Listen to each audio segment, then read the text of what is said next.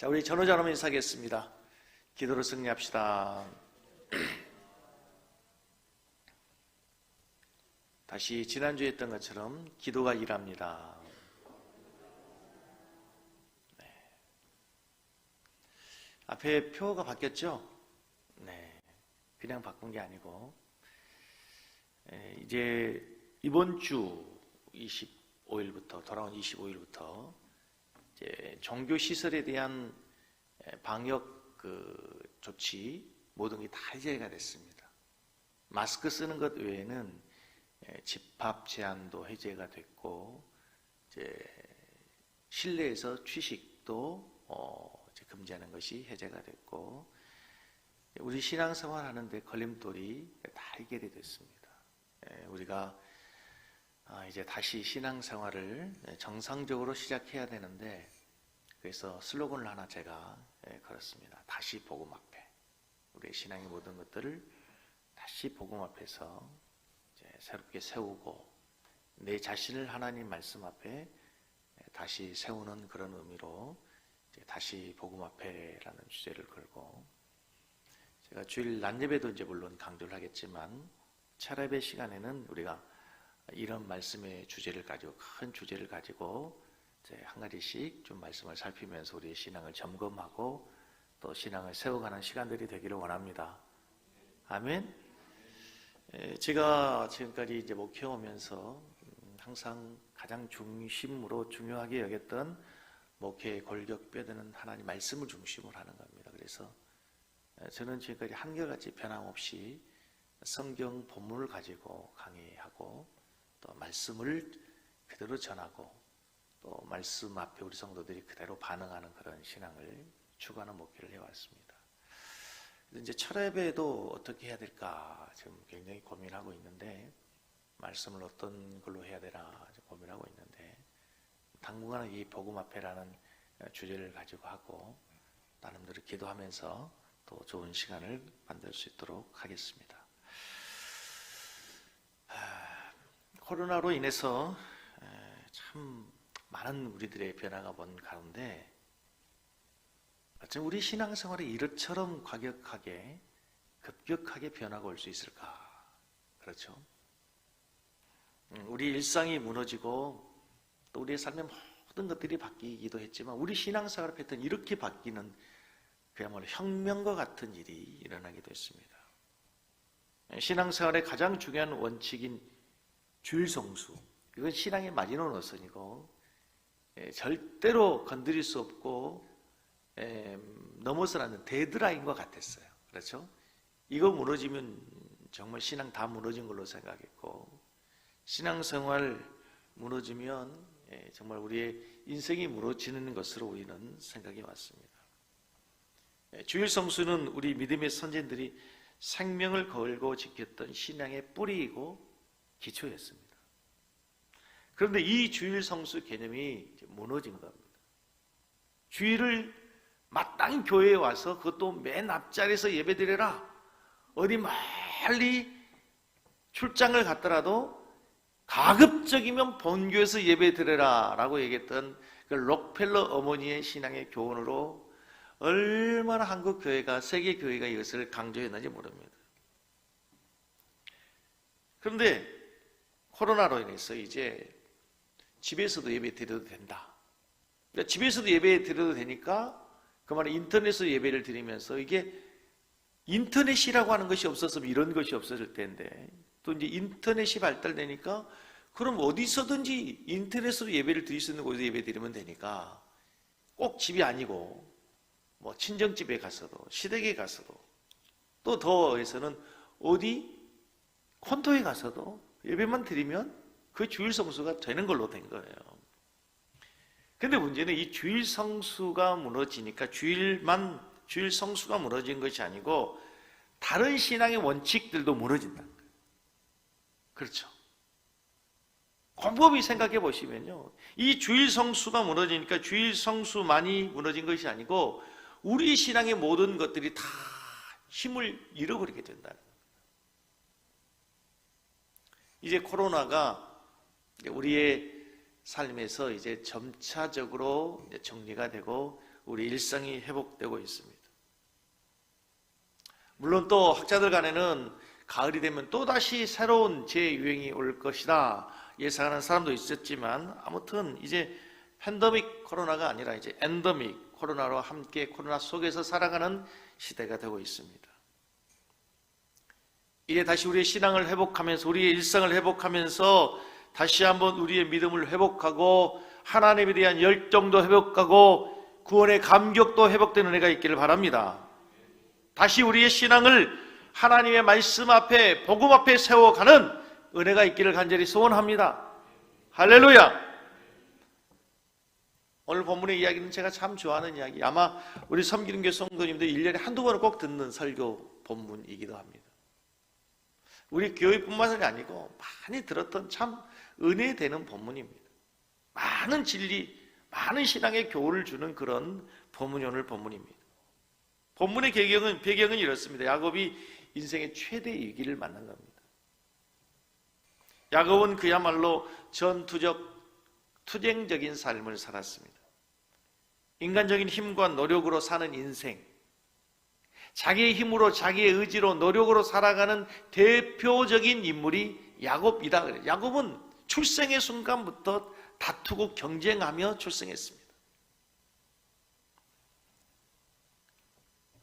그래야 겉으로 보기에는 성공적인 인생이 되는 듯 했습니다.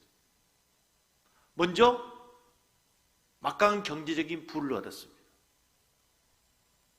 홀롤단신 삼촌집으로 피난 갔던 야곱이 이제 장가를 가고 가정을 이루고 4명의 아내와 더불어 자녀들을 12를 낳았습니다. 이제 금이환영입니다. 고향으로 돌아오는데 형에게 쫓겨갔던 그런 초라한 신세, 초라한 모습이 아니라 많은 짐승의 떼를 거느리고 가족을 거느리고 재산을 싣고 이제 고향으로 금이환영하는 것입니다. 그런데 아들들의 실수로 모든 가족의 생명이 위협합니다. 그가 세겜 지역에 머물 때 그의 사랑하는 딸 디나가 그 지역의 족장이었던 하몰의 아들 세겜에게 강제로 성추행을 당합니다. 그 사실을 알게 된 야곱의 아들들이 분노를 이기지 못하고 복수를 하죠. 그런데 그 복수를 하는 방법이 비겁했어요. 그들은 할례라고 하는 것을, 하나님이 주신 언약의 도구 성스러운 할례를 이용해서 그 사람들을 살상했습니다. 디나를 강간했던 사건도 옳지 못한 일이었지만 그로 인한 복수극은 더 잔인했습니다. 세겜만 죽었던 것이 아니라 그의 아비 하몰과 그의 모든 가족을 죽이고 양과 소와 나귀와 그 성에 있는 모든 재물을 약탈해버렸습니다. 그 소식을 들은 자기 동족들이 야곱의 아들들에게 당했다는 소식을 듣고 가나안의 다른 부족들이 복수의 계획을 세웁니다. 이제 야곱과 그의 가족이, 모든 식구들이 몰살을 당할, 멸망을 당할 수밖에 없는 위기에 빠지게 된 겁니다. 야곱은 집안이 완전히 멸망당할지도 모른다는 두려움에 휩싸이게 되고 이제 그의 인생에서 가장 위험한 위기의 순간을 맞이하게 되는데, 그때에 하나님이 나타나십니다. 항상 인생의 위기의 순간 때마다 개입하시고 나타나시고 도우셨던 하나님께서 그에게 찾아오신 것입니다. 그리고 야곱에게 그 위기를 극복할 수 있는 길을 가르쳐 줍니다. 야곱의 생을 다시 회복시켜 주십니다.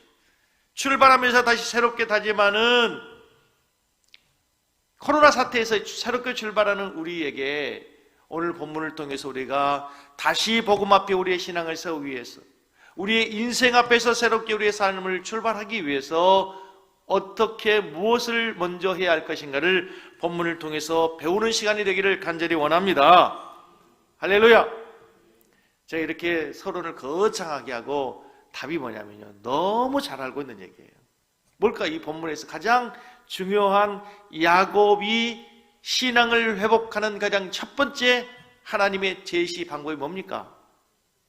1절에 제단을 쌓아라, 3절에 제단을 쌓아라입니다.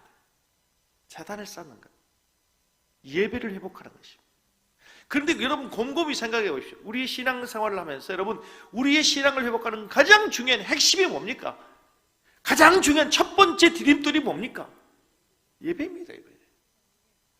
반대로 여러분 우리의 신앙이 무너지는 가장 첫 번째 스텝이 뭡니까? 예배가 무너지는 거예요. 예배가 멈추고 예배의 감격이 사라지고 예배의 사모함이 없어지고 그러면서 말씀의 은혜가 없고 찬송을 해도 기도해도 감각이 없고 감동이 없고 아무런 느낌이 없고 그러다 보면 메마른 신앙이 되고 그러다 보면 우리의 신앙은 어느새 하나님과는 상관없는 신앙이 되고 만다는 거예요. 여러분 코로나로 인해서 우리의 신앙이 가장 크다는 손실이 뭡니까? 물론 경제적인 손실도 있습니다. 일상이 무너진 것도 있습니다. 여러 가지 많은 것들이 우리의 삶에 변화가 왔습니다. 그러나 가장 커다란 손실은 바로 예배 중단입니다. 예배 중단이에요. 주일 예배는 주일 성수는 2000년 교회의 역사상 한 번도 공식적으로 멈춰본 적이 없습니다. 목숨을 걸고 신앙을 지키기 위해서 생명처럼 여겼던 것입니다. 특별히 우리 대한민국, 우리 조국 이렇게 엄청난 교회의 부흥, 세계 역사의 유래를 찾아볼 수 없는 대부흥이 일어나게 된 가장 중요한 이유는요, 우리는 순교의 피를 흘리고 우리 교회가 세워졌다는 거예요. 순교의 피로. 특별히 여러분 일제 압제 속에서 신사참배 강요 속에서도 여러분이 잘 아는 우리 믿음의 선배들은요 목숨을 걸고 신앙과 믿음을 지켰어요. 주일 성수를 지켰어요. 세계 어디 나라에서 찾아보기 힘들 만큼 우리나라는 교회사적으로 중요한 우리의 신앙에 위대한 교훈을 남긴 거예요. 그 심사참배의 강요 속에서도 일제 압박 속에서도 목숨을 걸고 지킨 것이 바로 예배였습니다. 주일 성수였어요. 그런데 공식적으로 교회가 주일 예배를 물론 주일을 지키지 않아야 된다 얘기가 아니었지만 예배당에 나와서 예배를 꼭 드려야만 되는 것이 아니라 집에서도 예배를 드려도 된다. 허용한 거죠. 이것을 신학적으로 잘했느냐 잘못했느냐 옳으냐 그냥 따르자는 얘기가 아니라 현실적으로 우리에게 닥치는 현상적인 상황으로만 보자면 그렇다는 거예요. 물론 불가피한 선택이고 어쩔 수 없는 환경에서 나온 결정이었지만 이제 젊은 청년들, 신앙에 연약한 어린 신앙을 가진 성도들에게는 아주 중요한 하나의 피할 길을 준 거예요. 피할 길. 피할 길이라는 단어가 좀 그렇지만 하나의 핑계거리를 준 거예요. 앞으로 이제 코로나가 끝나고 나서 우리 일상이 회복되고 나서도 많은 학자들이 얘기하기를 이전의 신앙으로 돌아가기는 어렵다. 이전의 주일 성수로 신앙이 돌아가기 어렵다 이렇게 얘기하는 거예요. 그러나 저는 그걸 다르게 생각해요. 오히려 성도들의 진정한 하나님의 은혜를 경험한 성도들에게는 예배의 소중함을 알았고 예배의 목마름이 있고 그래서 더 하나님 앞에 가까이 가는 기회가 되어야 될 줄로 믿습니다. 할렐루야. 오늘 하나님께 야곱이 가장 먼저 요구하신 명령이 뭡니까? 35장 1절 제단을 쌓으라. 35장 3절 제단을 쌓으려 하노라. 하나님께서 야곱을 부르신 이유는 먼저 예배를 회복하라는 것이. 하나님께서 야곱을 찾아와서 야곱에게 명령하시는 것이 뭡니까? 제단을 쌓으라. 예배를 회복하라. 야곱은 가장 인생의 결정적인 순간, 어려운 순간 광야에서 하나님 앞에 제단을 쌓았던 사람입니다. 돌단을 쌓고 하나님께 예배했던 사람이에요. 그러나 야곱은 그동안에 종살이하면서 가정을 일군다는 제목 아래 장가 가야 되고 자식도 키워야 된다는 그런 이유 하에서 너무 바빴습니다. 너무 힘들었습니다. 그런 가운데 야곱이 생활했던 20년, 30년 동안 그가 진지하게 하나님께 예배했다라고 하는 기록이 성경에 한 번도 나오지 않습니다. 창세기 28장에서 야곱이 하나님을 만나고 나서 하나님께 써오라고 난 이후에 오늘 35장까지 그 어디에서도 야곱이 진지하게 하나님께 예배했다, 제단을 쌓았다, 기록이 없어요. 장가가기 바빴고 사랑하는 아내를 위해서 7년을 종살이도 수일처럼 보냈고 양떼를 늘리는 데 바쁘고 재산을 늘리는 데는 바빴는데 진작에 예배하는 일이 없었다는 거예요. 사랑하는 성도 여러분, 하나님께서 우리를 구원하신 가장 중요한 이유, 근본적인 이유와 목적이 무엇입니까? 우리에게 예배를 받으시기 위함. 하나님께서 이스라엘 백성들을 부르시고 구원하신 이유가 뭡니까? 모세를 통해서 하나님께서 이스라엘 백성을 구원하신 이유와 목적을 출애굽기 9장 1절에서 이렇게 말씀하십니다. 여호와께서 모세에게 이르시되 바로에게 들어가서 그에게 이르라 히브리 사람의 하나님 여호와께서 말씀하시기를 내 백성을 보내라. 그들이 나를 섬길 것이니라. 섬길 것이니라. 그들이 나를 섬길 것이다. 근데 그 섬긴다라고 하는 말이 뭐냐면요, 히브리 원어로 보면 예배한다는 말과 똑같아요. 근데 영어도 똑같아요. 예배가 서브죠. 섬긴다는 말도 서브예요. 똑같아요. 하나님을 섬기는 거나 예배하는 거나 똑같아요. 하나님께서 이스라엘 백성들을 구원하는 목적, 모세를 통해서 그렇게 이스라엘 백성들을 구원해서 민족적 구원을 이루신 목적이 뭡니까? 그들을 하나님의 거룩한 백성으로 삼고 이제 그들이 하나님을 예배하도록 하기 위해서, 하나님을 경배하도록 하기 위해서 하나님이 그들을 구원하시는 거예요. 오늘 하나님께서 야곱을 찾아가셔서 야곱을 구원하신 이유와 목적도 동일하게 하나님께 예배 드리도록 하기 위해서, 오늘도 하나님께서 예수 그리스도를 통해서 여러분과 저를 하나님의 친백성 삼으시고 하나님의 자녀 삼으신 이유도 역시 우리를 통하여 예배하는 하나님의 자녀가 되도록 하기 위해서, 하나님 이 교회를 세우신 이유도 예배 공동체로 우리를 부르셨다는 사실을 기억할 수 있기를 축복합니다. 할렐루야. 다시 복음 앞에 선다는 말은 무엇입니까? 우리의 예배가 회복되는 것입니다. 다시 복음 앞에 서는 가장 첫 번째 첫걸음이 뭡니까? 예배의 의대와 감격을 회복하는 것이 되어야 될 줄로 믿습니다. 오늘날 우리 신앙인의 가장 커다란 문제가 뭡니까? 예배 감격을 잃어버린 거예요. 예배 자리까지는 옵니다. 그동안 했던 신앙생활에 연륜이 있고 경험이 있고 습관이 있고 체면이 있고, 그래서 예배의 자리까지는 오지만 예배 시간에 하나님과 인격적 만남이 이루어지지 않는다는 것이죠. 그 말은 교회에 다니지만 교회 와서 무의미한 시간을 그냥 보내고 가는 거예요. 아무런 변화도 없이, 아무런 결단도 없이. 사랑하는 성도 여러분, 1년 52주 예배에 성공하시길 바랍니다. 그러나 그 예배에서 무엇보다도 하나님과의 인격적 만남이 있고, 하나님 여러분에게 말씀하시고 하나님의 말씀이 여러분의 귀에 들려지고 그 말씀으로 여러분의 삶의 변화가 오고 인격이 변화되고 우리의 삶이 새로워지는 역사가 일어나야 될 줄로 믿습니다. 할렐루야. 얼마나 중요합니까?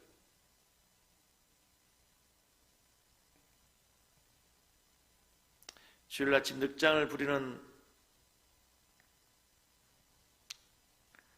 아내에게 이렇게 얘기합니다. 어떻게 예배 매번 늦어요? 주일날 늘 예배 시간에 늦는 아내를 향해서 왜 예배 맨날 늦느냐고 물었더니 아내가 이렇게 얘기합니다. 규칙적인 생활을 하니까 그렇죠. 참 희한합니다. 이제 우리가 5월달부터는 이제 예배 시간이 변경이 됩니다. 1부 예배를 9시로, 2부 예배를 11시로. 그럼 10시에 예배를 드리던 사람들은 1시간이 늦어지는 거잖아. 그러면 1시간이 늦어지니까 예배 늦는 사람이 거의 없을 거 아니야. 10시 예배 드린 사람. 근데 있을까요? 없을까요? 그 사람은 10시 10분에 온 사람은 11시 10분에 옵니다. 나름대로 규칙적이거든요. 그 원칙이 있는 거예요, 그 사람도. 나름도 정해놓은 룰이 있고 원칙이 있어요, 원칙이. 희한합니다. 그러니까 안내위원들 보시면 그렇죠. 야, 문 닫아도 되겠다 하는데 누가 와야 문 닫죠, 그죠? 누가 뭐 문 닫아도 돼, 이제 다 오는 거예요. 꼭 그 시간에 오거든. 희한해요. 근데 여러분, 은혜로운 예배를 위해서 제일 중요한 게 준비하는 겁니다. 준비하는 거예요. 저는요, 이 세상에 제일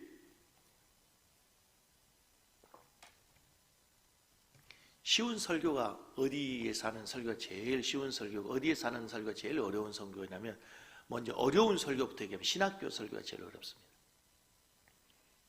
신학생들은 어지간해서 은혜 받기 힘듭니다. 교만이 아주 머리 끝까지 차가지고 모든 거 분석하고 뭐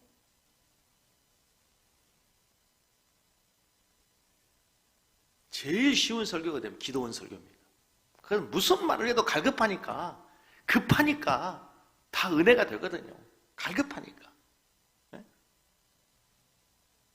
거기 준비되어 있잖아. 마음밭이 사모하는 마음, 갈급한 마음, 금식하면서 하나님 은혜를 달라고 하는데 얼마나 은혜가 되겠어요. 무슨 말을 해도 은혜가 되지.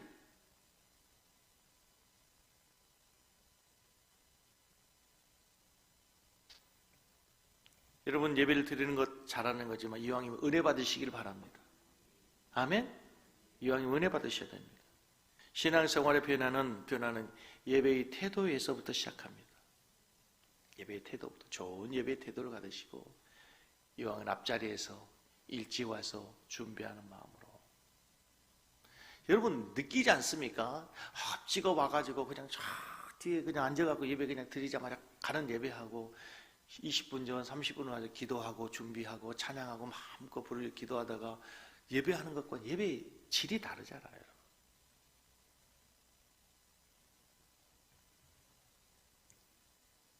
예배는 준비가 필요해요, 여러분.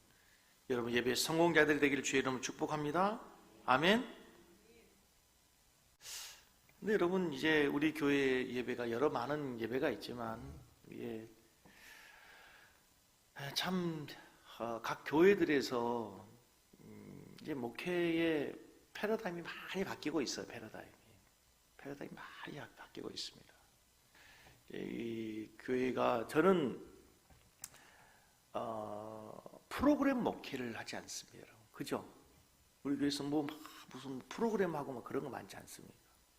한 번 하면은 끝까지 가고 또 그래서 저는 말씀을 중심으로 하는 목회를 하니까 뭐 어떤 프로그램 행사 중심이었던 그런 목회는 아니에요. 근데 이제 저희들이 늘 목회자들이 고민하는 게 이제 교회는 세상 속에 존재하지만 세속화되어서는 안 되죠. 그러나 시대 속에서 교회는 잘 교회가 대처를 해야 됩니다. 이제 한 가지 중요한 거는 교회에서 반드시 필요한 몇 가지 중요한 핵심적인 요소가 있어요. 교회는 말씀, 기도, 찬양, 이걸 예배죠, 예배. 그리고 반드시 필요한 게 바로 선교와 전도죠. 교육. 그리고 빼놓을 수 없는 게 친교와 교제예요. 이게 없으면 교회에 풍성한 사랑이 이루어질 수가 없어요. 여러분 아무리 그 사람이 예배를 통해서 은혜 받는다 해도 수평적인 성도와의 사랑의 교제가 없이는요 이 풍성한 사랑이 나눠지지 않고는 신앙의 기쁨이 온전하게 회복되기가 어렵습니다.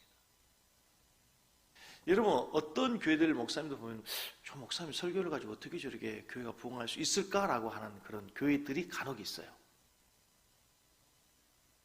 그런데요 그 교회에서 신앙생활 하다 보면은요 더 중요한 하나의 진리를 발견하게 되는데 목사의 설교보다 더 중요한 게 성도와의 교제와 소그룹들이 잘 되어 있는 거예요.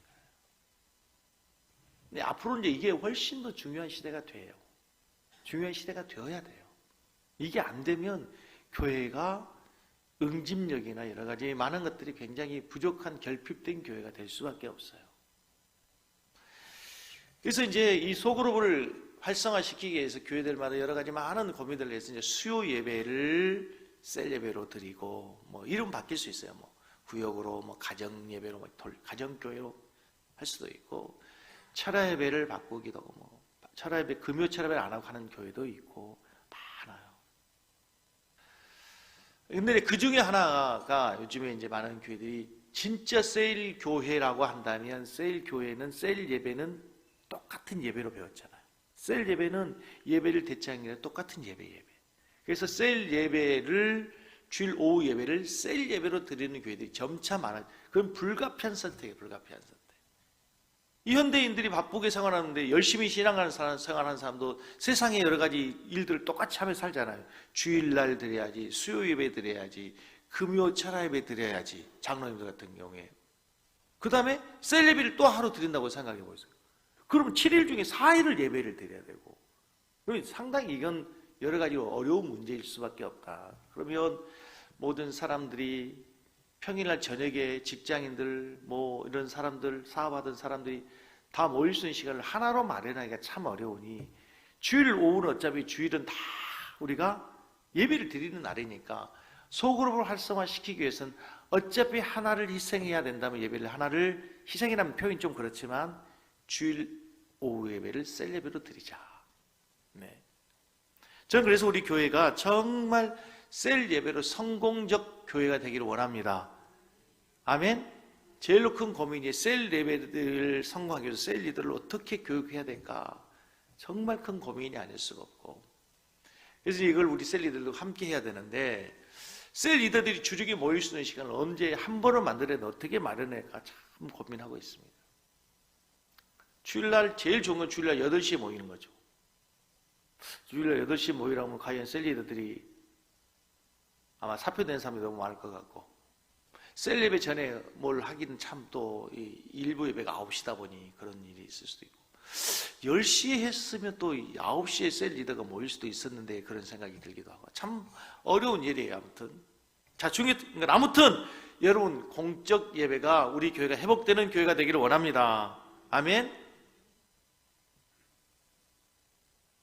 예배가 회복돼 우리 신앙이 회복되는 거죠. 예배의 기쁨과 감격이 회복돼요. 그러니까 오늘 본문에서는 가장 중요한 게 이제 베델로 올라가라 했죠. 베델로. 세겜에서 베델로 올라가라는, 베델은 여러분 잘 아시는 야곱의 인생에서 가장 중요한 장소. 그곳이 어디예요?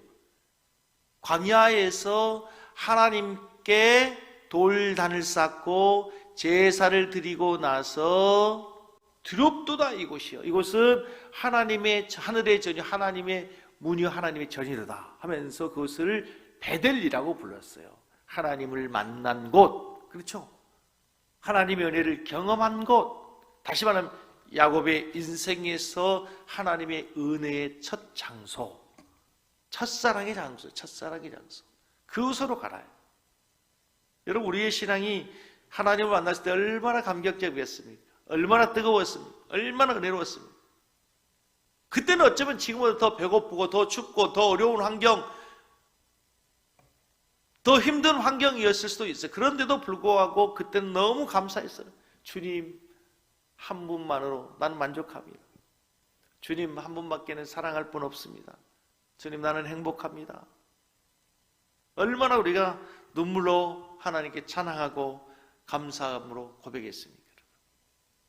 사랑하는 성도 여러분, 우리가 복음 앞에 서기 위해서 무엇보다도 우리의 마음에 하나님에 대한 사랑, 첫사랑, 은혜에 대한 회복이 있어야 될 줄로 믿습니다.